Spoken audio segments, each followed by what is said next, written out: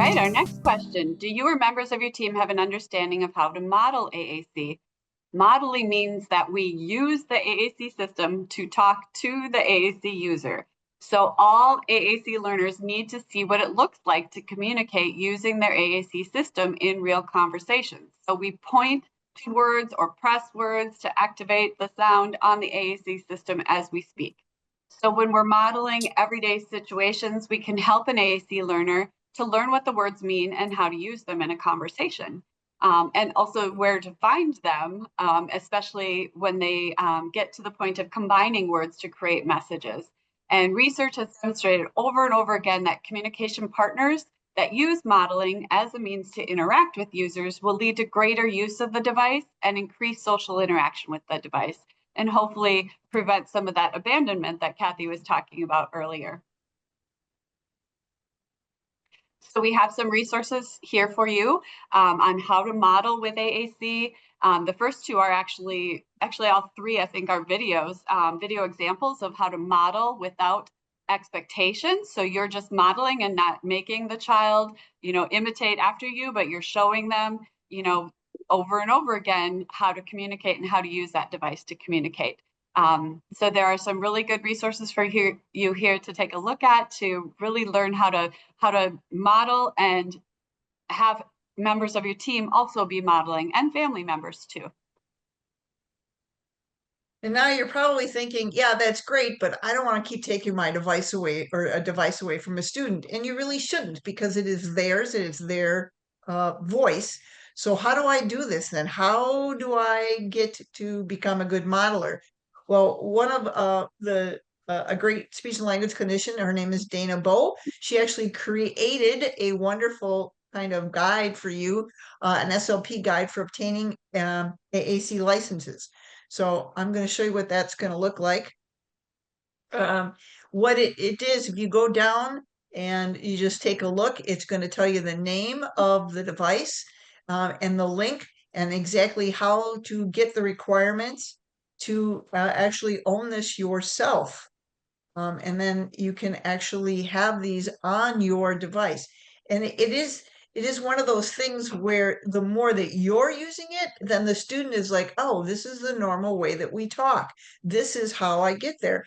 And you're going to get so much better at it if you have it in your hands and you can give yourself and go through it and go, that's how I find the word cookie cutters, or that's how I find the word shapes. If you've never worked with LAMP, that's one of those things that can really get you, because on a LAMP device, symbols can have multiple meanings. And it's one of those things like, oh, where do I go now, kind of a thing. So this is a great resource that Dana has put together so that you can get professional licenses.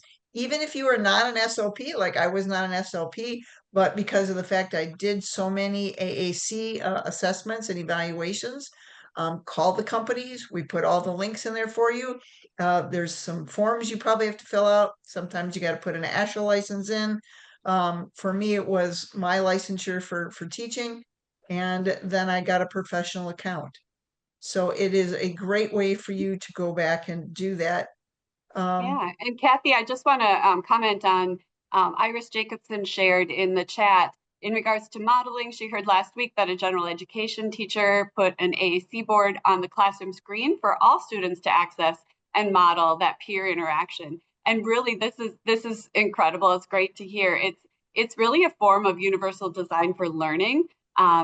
And really gets the peers involved. So it's ways that it can provide multiple ways for students to express themselves and receive instruction. It can benefit all learners, not just those with complex communication needs, and really help reduce communication barriers in a classroom. So thank you for sharing that, Iris.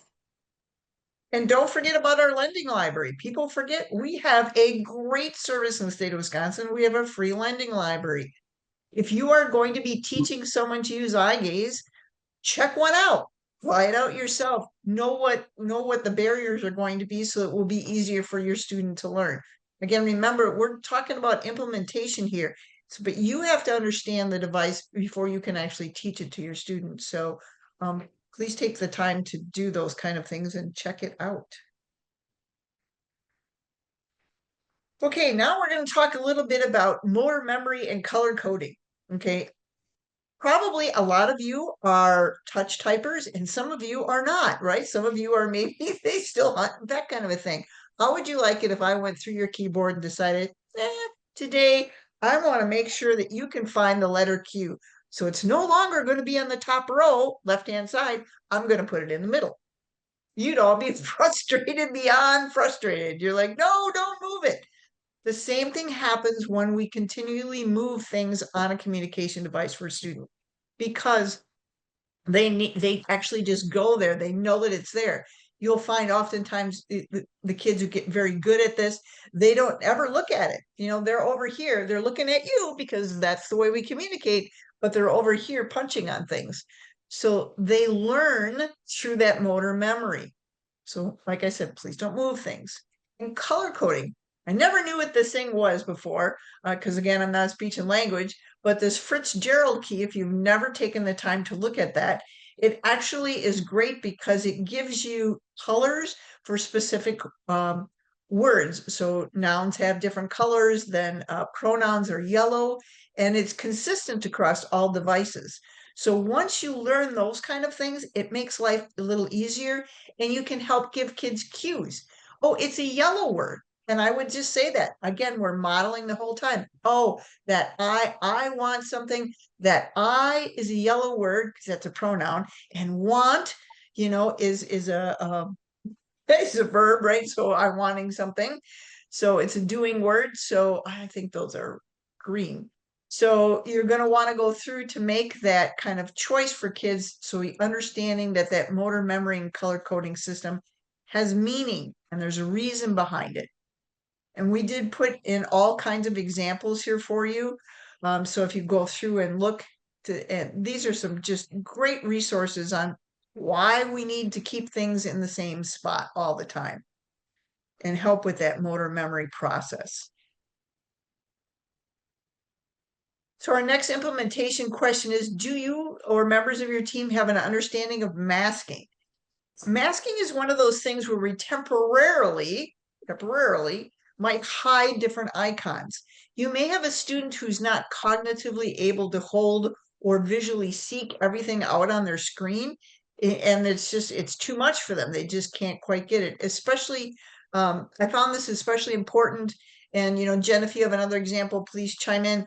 For kids who are scanners, that oftentimes, because if you're an auditory scanner, you're trying to hold all of this stuff in your head. And you're like, well, I'm looking for row 3, the third one over. And if I've temporarily masked some of those things and I remember that go is on my first line, want is on my third line, or whatever it happens to be, that's a little bit easier for me to hold that kind of information than it is for me to have to go through each and every one of those. So think about temporarily masking things. And we've given you some resources here. And the one I kind of want to clue you in on is this top one here, presuming potential masking versus unmasking story. This is Mike Murata. If you've never heard him speak, he is just an incredible speech and language clinician, assistive technology specialist. And he talks about a student who they couldn't decide if they should mask or unmask, and they decided that they thought he was cognitively high enough to leave everything unmasked. And all of a sudden, they were doing this implementation where they were introducing a word of the week, and he was using words that they hadn't introduced. And he was a tiny one; he was like 3 years old. And they were like, "Well, we didn't introduce that." But they were like, he's using it appropriately. So it's a great kind of story to think about that will help you kind of work through, do you mask something for children or do you not mask it? Jen, you just typed in it. There's a great example. Masking is all about reducing part of the cognitive load. Yes. And those resources to go learning motor planning. See, it all builds on everything. So this is why, we're giving you each of these that it's going to build upon each of the different skills. So great. Thanks, Jen, for throwing that in there. So you never quite know, but again, this is guidance. Think about your student because we don't know what your student is capable of. Okay, that brings us to the next question we have. Do you or members of your team have an understanding of how to support multilingual AAC users and their families? And the important thing to keep in mind is that all multilingual AAC users should always have access to both languages on their AAC systems. Everyone, including those multilingual AAC users, has the right to communicate in the language they want, they like, they prefer. And so working with a multilingual AAC user for the first time can be overwhelming, especially if you're not quite sure where to start. Maybe you have questions about language choice, modeling, or how to incorporate both languages within your student's system. Really, it's important to consider cultural differences that may affect a family's perspective on AAC intervention and how we can best support our students and families while respecting each family's unique cultural values and differences. So all of the strategies that we've already talked about today still apply when we're working with multilingual users.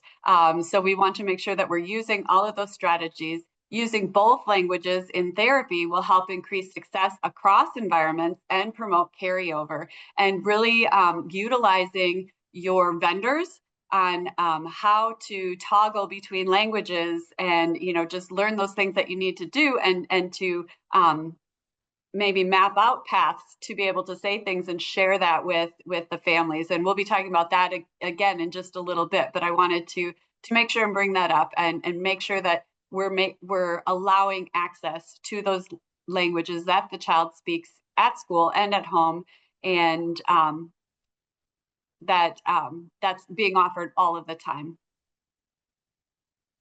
All right. So you have some resources there to help you with working with multilingual learners. And the one on the bottom talks about using an AAC device with multilingual learners when completing state testing and with accessibility and accommodations. Yeah, what a great point. Yeah. And yeah, I really like, Dawn, how you looked at it's so important to contact the family. What is the family situation? Are they only speaking a specific language in the home? And if that is, we need to honor that and make sure that we are educating our student in both of those environments.